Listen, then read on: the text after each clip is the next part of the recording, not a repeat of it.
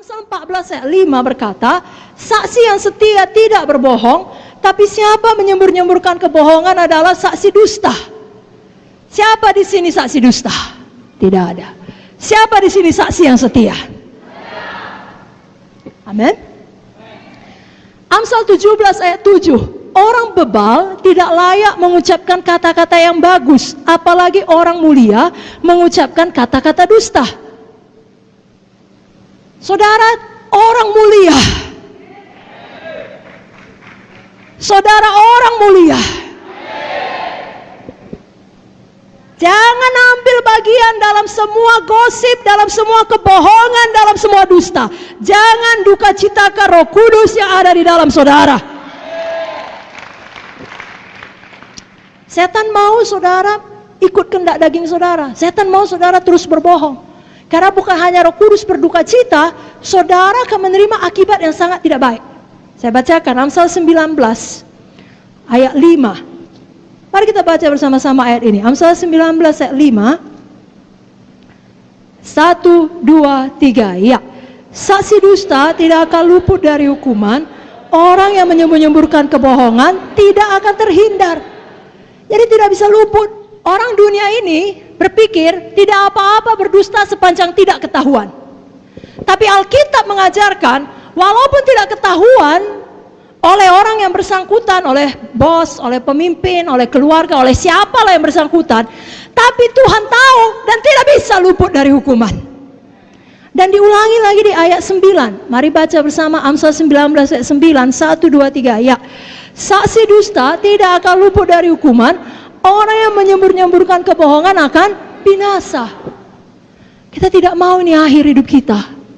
Kita mau berkemenangan. Amin saudaraku.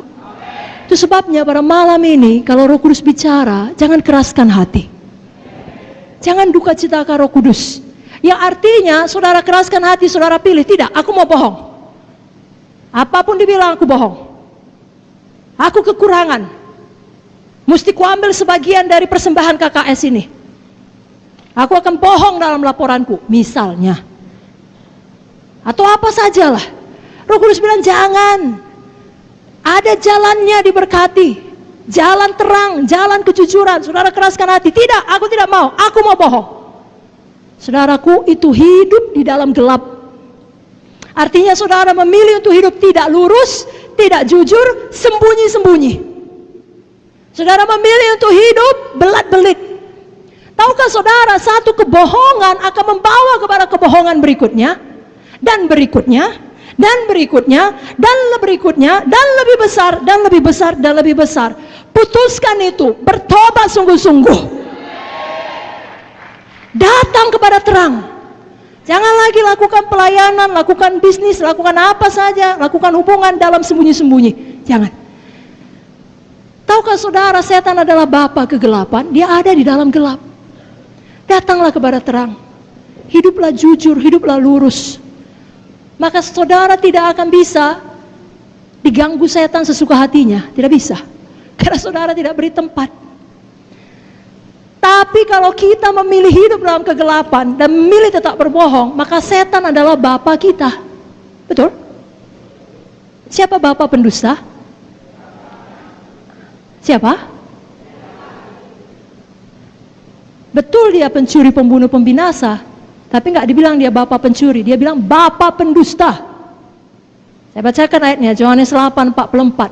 Iblislah yang menjadi bapamu, dan kamu ingin melakukan keinginan-keinginan bapamu. Ia adalah pembunuh manusia sejak semula dan tidak hidup dalam kebenaran, sebab di dalam dia tidak ada kebenaran. Apabila ia berkata dusta, ia berkata atas kehendaknya sendiri, sebab ia adalah pendusta dan bapa segala dusta. Malam ini di dalam nama Yesus, putuskan hubungan saudara dengan semua bapa pendusta, dengan segala jalan dusta. Saudara perlu sesuatu dalam pelayanan, bicara dengan jujur, bicara baik-baik. Jangan buat skim-skim, jangan tidak jujur. Sudah mengerti? Tidak ada yang namanya berbohong untuk kebaikan. Iblislah bapamu katanya. Kita tidak mau. Kita mau hidup di dalam terang. Kita orang mulia. Mulut kita bukan mulut orang bebar. Mulut kita bukan mulut orang fasik. Mulut kita adalah mulut orang benar, orang mulia. Dan Amsal berkata, mulut orang benar mengeluarkan hikmat seperti sarang madu. Bibir orang benar mengembalakan banyak orang. Lidah orang benar seperti perak pilihan. Itulah saudara, saudara, saudara, dan saudara. Dan itu asalnya dari Roh Kudus yang ada dalam saudara. Amin. Jadi yang pertama, jangan bohong. Jangan duka citakan Roh Kudus dengan berbohong. Yang kedua, jangan terus marah. Jangan dendam. Jangan simpan sakit hati. Dengan kata lain, jangan beri tempat bagi iblis. Dalam ayat 26 tadi, Efesus 4 dikatakan, apabila kamu menjadi marah, janganlah kamu berbuat dosa.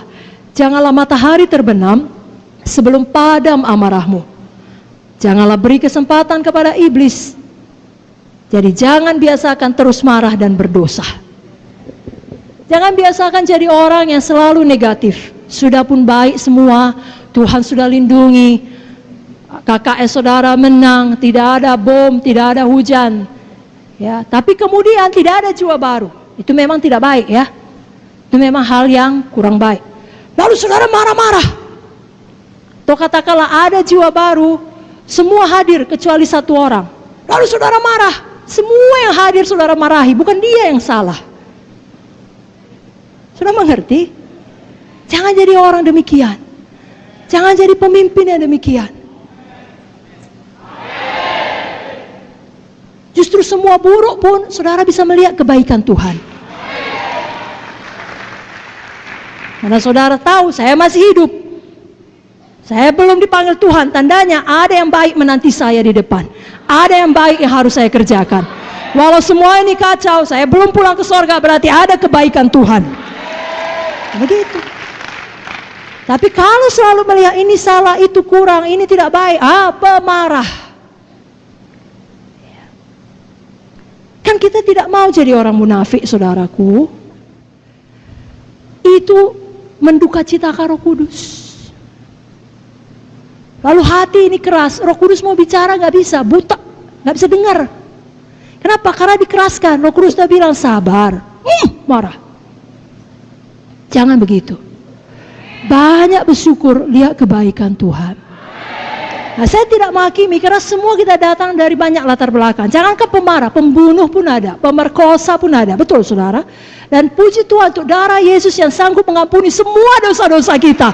Seburuk apapun, sehitam apapun, menjadi putih seperti salju. Terima kasih Tuhan Yesus. Tapi setelah itu kita perlu patuh kepada pimpinan Roh Kudus. Hidup oleh Roh. Ya, tidak meneruskan hidup di dalam daging.